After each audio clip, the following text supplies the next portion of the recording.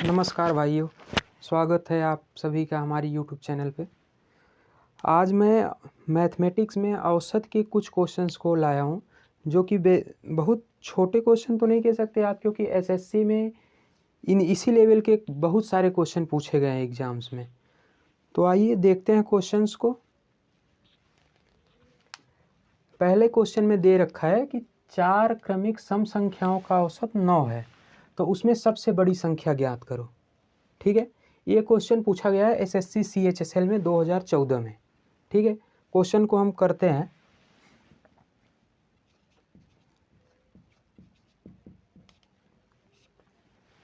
अब 4 क्रमिक सम संख्याओं का औसत 9 है। ठीक है, तो हम मानते हैं कि पहली संख्या जो है हमारी वो x है। अगर पहली संख्या x हो गई तो अगली जो सम संख्या है, हम अब जैसे कोई भी सम संख्या हम ज्ञात करना चाहते हैं तो उसमें हम 2 + 2 करते जाएंगे तो क्रम में संख्याएं हमको मिलती जाएंगी। ठीक है, जैसे पहली संख्या हमने माना x है, फिर दूसरी संख्या मान x + 2 हो जाएगी, फिर तीसरी संख्या, फिर इसमें +2 करेंगे, x + 4 हो जाएगी, और चौथी संख्या x + 6 हो जाएगी। ठीक है, यहाँ तक समझ आया। उसके बाद हमको क्या करना है कि अगर 4 संख्याओं का औसत 9 है, ठीक है, तो इन चारों संख्याओं का जो योग होगा, योग मतलब जोड़, इन चारों संख्याओं का जो जोड़ होगा वो नंबर ऑफ संख्या, मतलब जितनी भी संख्याएं होंगी, मतलब 4 संख्या है और इसका औसत 9 है, तो मतलब उन संख्याओं का योग जो है वो 36 हो जाएगा। यहाँ तक समझ में आ गया? ठीक है, अब हम निकालते हैं x का मान। अब हमको करना क्या है, इन सभी जो संख्याएं हमको प्राप्त हुई हैं इनको जोड़ेंगे और उसका औसत निकालेंगे। औसत हमको पता है 9 है, तो इसको 9 के बराबर हम दिखा देंगे। बस इतना सा करना है हमको। अब क्योंकि हमको पता चल चुका है कि संख्याओं का जोड़ 36 है, तो बस इसको हमको औसत भी नहीं निकालना है, बस सीधे सीधे हम आंसर प्राप्त कर लेंगे। जैसे अब इनको ऐड कर देंगे एक साथ,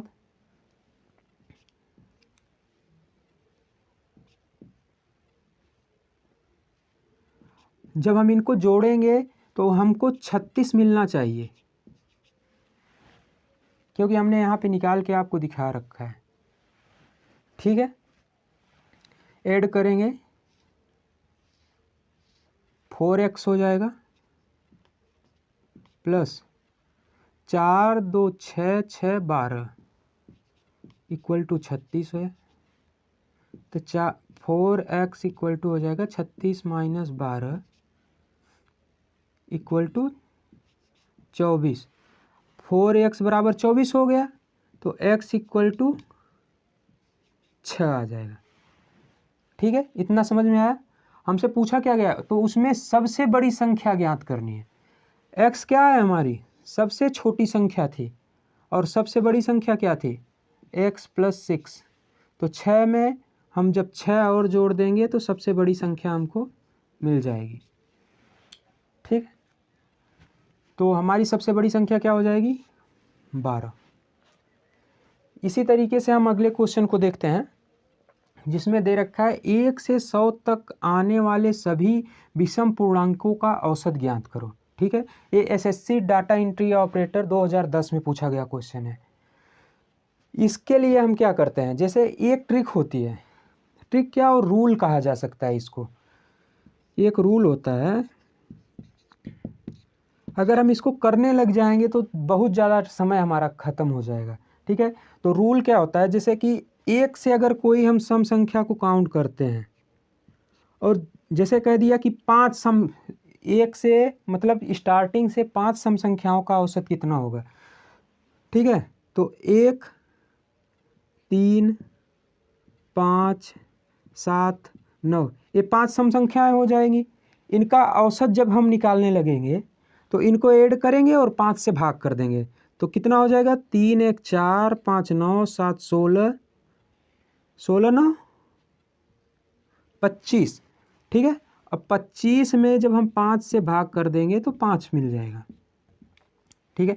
तो क्या रूल निकला कि अगर 5 1 से लेके 5 विषम संख्याओं को हम ले रहे हैं तो उनका औसत 5 आ रहा है, ठीक है। इसी तरीके से 1 से 100 तक के आने वाले विषम पूर्णांक, तो जब 1 से हम 100 तक का लेंगे तो उसमें हमको 50 विषम पूर्णांक मिलेंगे, ठीक है। और 50 विषम पूर्णांकों का औसत कितना आएगा? 50। को उम्मीद करता हूं कि आपको समझ में आ गया होगा। अगला क्वेश्चन देखते हैं। अगला क्वेश्चन कह रहा है कुछ संख्याएं दे रखी है 1.11, 0.01, 0.101, 0.001, 0.11 का औसत ज्ञात करो। ये SSC MTS का क्वेश्चन है, ठीक है। इसको करना बिल्कुल भी आसान है, आप भी कर सकते हैं, सभी कर सकते हैं। ये तो बिल्कुल ही नॉर्मल क्वेश्चन है। इसमें करना क्या है, 1.11 में 0.01 ऐड करेंगे, फिर इसको ऐड करेंगे, मतलब इन पांचों को ऐड करेंगे और उसमें 5 से भाग कर देंगे, ठीक है। करते हैं।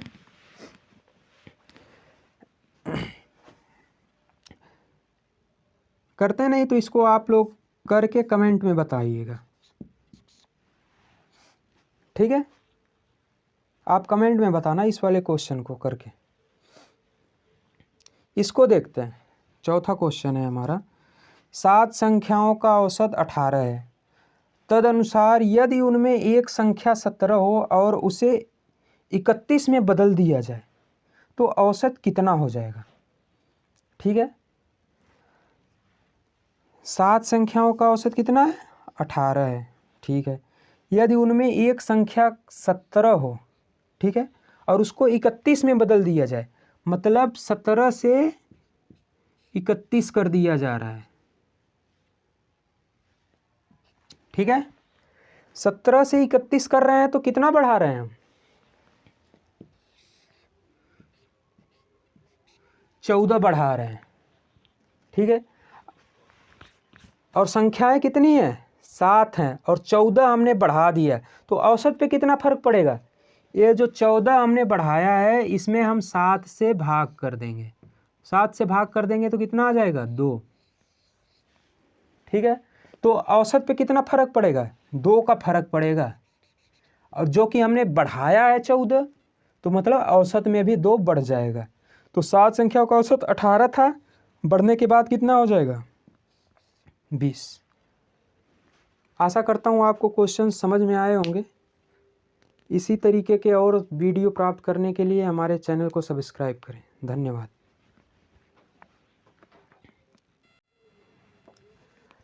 तो साथियों, आइए औसत की सीरीज को हम आगे बढ़ाते हैं, अगले क्वेश्चन की ओर चलते हैं।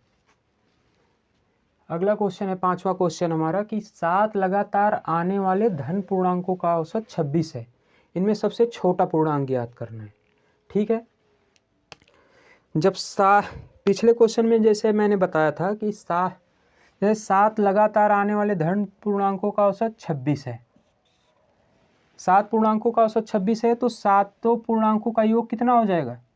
26 में हम 7 से गुणा कर लेंगे, ठीक है।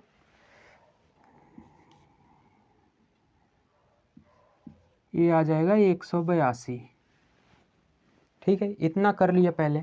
उसके बाद हम मानते हैं कि जो सबसे छोटी संख्या है वो x है। फिर इसी तरीके से जब लगातार धन पूर्णांक पूछा है, ना सम पूछा है ना विषम पूछा है, तो इसमें x में +1 +2 +3 +4 ऐसे करके हम संख्याओं को ले लेंगे, ठीक है। तो पहली सबसे छोटी संख्या x हो जाएगी, फिर दूसरी x +1 हो जाएगी, फिर x +2 हो जाएगी, प्लस x +3 हो जाएगी, प्लस x +4 हो जाएगी, x +5 हो जाएगी, और x +6 हो जाएगी। 7 संख्याएं हो जाएंगी, 1 2 3 4 5 6 7, ठीक है। और इन 7 संख्याओं का योग कितना दे रखा है? 182, ठीक है।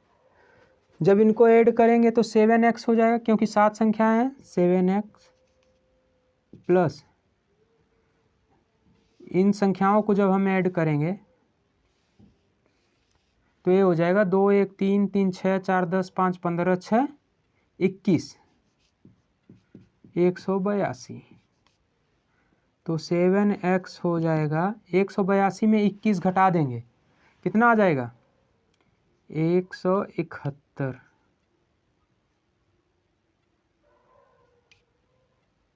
कैसे एक 2 में से 1 गया 1, 8 में से 2 गया तो 6 हो जाएगा 161 हो जाएगा। ठीक, तो x की वैल्यू कितना मिल जाएगी हमको, इसमें 7 से भाग देंगे, 7 दूनी 14 और 7 तरीक 21। तो ये जो x की वैल्यू मिल गई हमको 23। ठीक है, तो हमसे पूछा क्या गया, इनमें सबसे छोटा पूर्णांक ज्ञात करो और सबसे छोटा पूर्णांक x ही था, 23 हमारा आंसर हो जाएगा। ठीक है, अगला क्वेश्चन देखते हैं। 6 संख्याओं का औसत 20 है। ठीक है, यदि इनमें एक संख्या हटा दी जाए तो औसत 15 हो जाता है, तो कौन सी संख्या हटाई गई है। ठीक है, सेम उसी तरीके से करेंगे। अगर 6 संख्याओं का औसत 20 है, ठीक है, तो इन 6 संख्याओं का जो जोड़ है, योग जिसको बोलते हैं, वो हो जाएगा 20 × 6, मतलब कि 120 हो जाएगा। ठीक है, अब हम मानते हैं कि जो संख्या को हमने हटा दिया वो x थी। ठीक है, अब फिर क्या कह रहा है, हटा दी जाए तो औसत 15 हो जाता है। ठीक है, चलिए सेम वैसे ही करते हैं। 120 टोटल योग था और संख्या जो हटाई है हमने मान लिया x, इसमें से कम कर देंगे और औसत निकालने के लिए अब कितना संख्या बची है, 5 संख्या बची है, तो 5 से भाग कर देंगे। ठीक है, और औसत हो कितना जाएगा, 15। ठीक, बस इतना हल करना है और आंसर मिल जाएगा हमको। फिर क्या होगा, 120 माइनस x, 5 का इधर मल्टीप्लाई कर देंगे, ये हो जाएगा 75। x को उधर भेजेंगे, 75 को इधर लाएंगे, इधर लाएंगे तो ये माइनस हो जाएगा, तो 120 में से 75 को घटा देंगे तो x का मान मिल जाएगा। तो 10 में से 5 जाएगा 5, इधर 11 में से 7 जाएगा 4, मतलब जो संख्या हमने हटाई थी वो कितना है, 45। ठीक है, समझ में आ रहा है ना पूरा। अगला क्वेश्चन देखते हैं कि 2 वर्ष पूर्व 8 सदस्यों के एक परिवार की औसत या आयु 18 वर्ष थी। ठीक है, एक बच्चे के जन्म के बाद परिवार की औसत आयु आज उतनी ही है, बच्चे की आयु कितनी है। ठीक है, इसको क्या करेंगे हम कि 2 वर्ष पूर्व 8 सदस्यों की एक परिवार की औसत आयु 18 वर्ष थी। ठीक है, तो 2 वर्ष पूर्व हम उन मतलब सभी सदस्यों के औसत का योग निकालेंगे सबसे पहले। ठीक है, योग निकालने के लिए क्या करेंगे, 18 में 8 का गुणा कर देंगे और ये जो योग आएगा वो 2 वर्ष पूर्व का रहेगा। ठीक है, 28 64 में 4, ये 144 हो जाएगा। ये जो योग आया ये 2 वर्ष पहले का था। ठीक है, अब 2 वर्ष बाद मतलब आज जो प्रेजेंट है, इस समय कितना होगा टोटल योग, 8 सदस्य थे और सब 2-2 वर्ष आगे गए, मतलब कितना आगे चले गए, 16 वर्ष। तो इसमें हम 16 को ऐड कर देंगे, कितना हो जाएगा 160। ठीक है, इतना निकाल लिया हमने। अब क्या कह रहा है कि एक बच्चे के जन्म के बाद परिवार की औसत आयु आज उतनी ही है। ठीक है, हम मानते हैं बच्चे की उम्र को मानते हैं हम x। ठीक है, नहीं तो सीधा सीधा करते हैं हम। अब एक पर्सन बढ़ गया और औसत कह रहा है उतना ही है। ठीक है, तो क्या करेंगे, टोटल योग तो 160 हो गया, और एक सदस्य बढ़ गया मतलब 9 हो गया।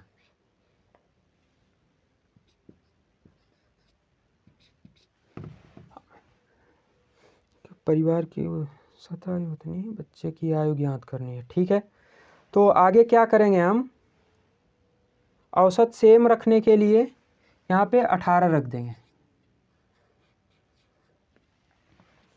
ठीक, अब हल करेंगे इसको और आंसर को प्राप्त करेंगे।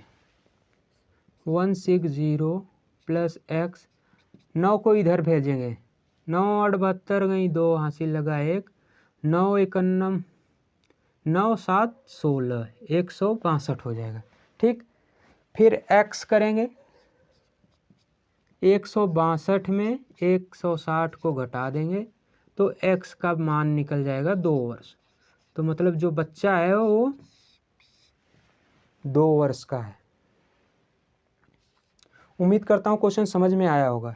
एक बार फिर से देखते हैं इसको। 2 वर्ष पूर्व 8 सदस्यों के एक परिवार की औसत आयु 18 वर्ष थी। ठीक है, एक बच्चे के जन्म के बाद परिवार की औसत आयु आज भी उतनी ही है। बच्चे की आयु कितनी है? सबसे पहले हमने क्या किया कि 2 वर्ष पहले उन सभी के एज का योग कितना था इसको निकाला तो 144 आ गया। तो फिर मैंने क्या किया कि जो वर्तमान में उनकी एज का योग है वो कितना है उसको प्राप्त किया। तो उसके लिए मैंने क्या किया कि 8 सदस्य हैं, 8 के 8 2 वर्ष बाद मतलब 16 वर्ष चल लिए, तो इसमें 16 प्लस कर देंगे तो 160 हमको मिल जाएगा। ठीक है, अब यक्स क्या माना हमने कि जो बच्चा है उसकी आयु x है, क्योंकि हमको पता नहीं है x मान लिया। तो क्या आगे क्या करना है, 160 तो उनकी एज हो गई प्लस x बच्चे की एज को हमने मान लिया। ठीक है, और सदस्यों की संख्या जब बच्चों को लेने के बाद 9 हो रही है। ठीक है, और क्वेश्चन में ही कह रहा है कि आज उतनी ही है, मतलब जो औसत है वो पिछले के बराबर है, मतलब 18 ही है। ठीक है, फिर क्या इसको हल किया और x की वैल्यू को प्राप्त कर लिया। उम्मीद करता हूँ आपको सभी क्वेश्चन समझ में आए होंगे। इसी तरह के वीडियोज़ के लिए हमसे जुड़े रहें। धन्यवाद।